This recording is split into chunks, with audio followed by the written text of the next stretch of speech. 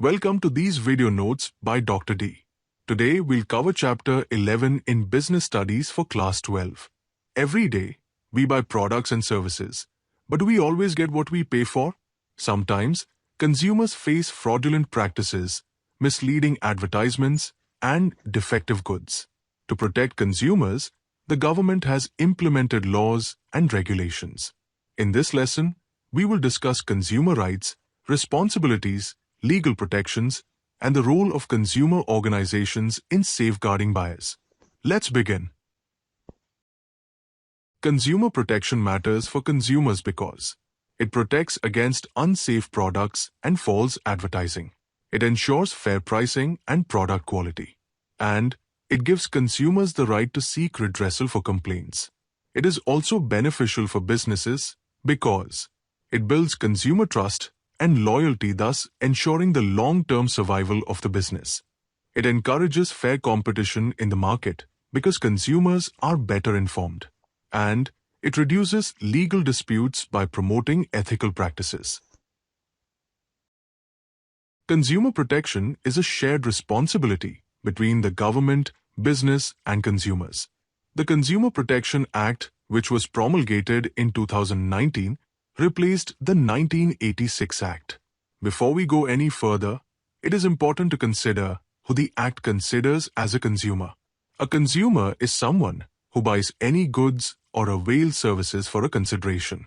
This consideration may have been fully paid or promised or partly done so, or may be under some scheme of deferred payment. Also, a user or beneficiary who has the approval of the buyer falls within the definition. And any marketing channel is admissible for buying. Finally, the Act also says who is not a consumer. Someone who obtains goods or avails services for resale or commercial purposes is not in the scope of this Act. It is also useful to know how some other words which are important for consumer protection are defined by this Act, such as product, product liability, defect, unfair, and restrictive trade practice, etc. The key features of the Act are as follows. It covers all goods and services. It has special rules for e-commerce. The complaint filing system has been made simple and easy to use. And the Act provides for setting up consumer dispute redressal commissions at the district, state, and national levels. The commissions handle different cases depending on the monetary value of the cases. Thus, cases up to Rs 1 crore are adjudicated at the district level.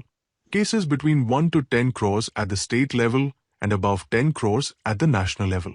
In 2020, additional rules were made to set up mediation cells at each of the 3 levels of commissions.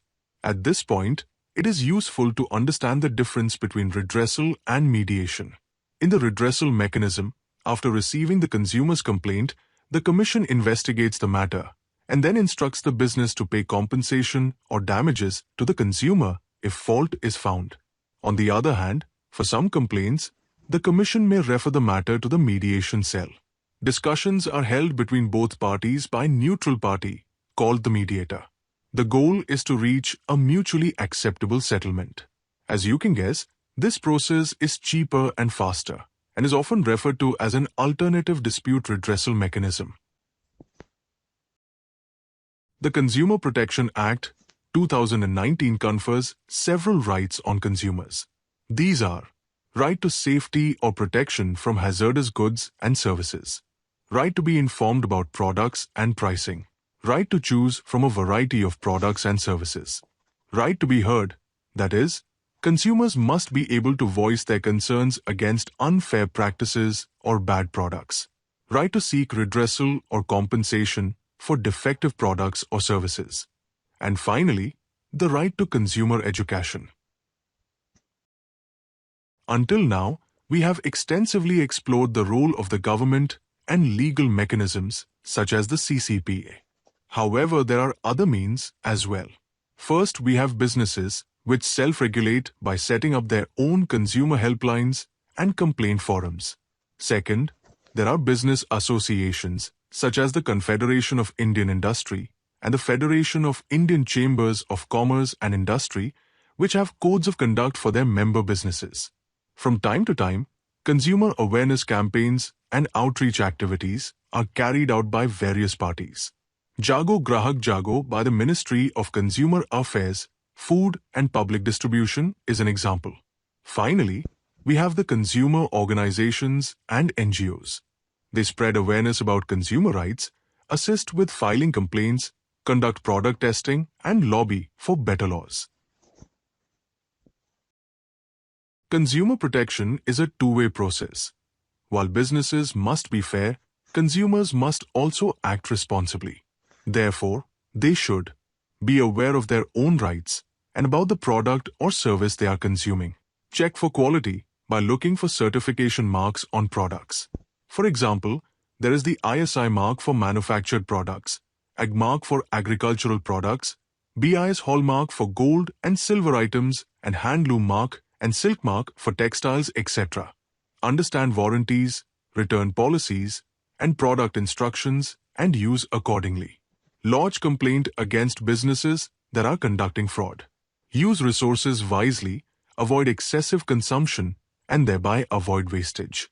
Responsible consumers create a responsible market.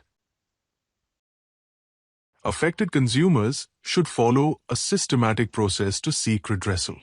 Recommended steps are as follows. Contact the seller first. Try resolving the issue directly.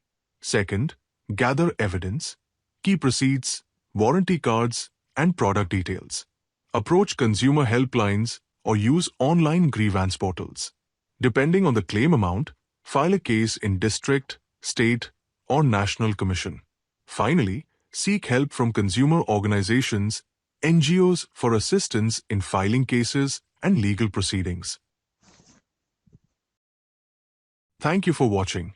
If you found this video useful, don't forget to like, comment, and subscribe for more lessons in business studies.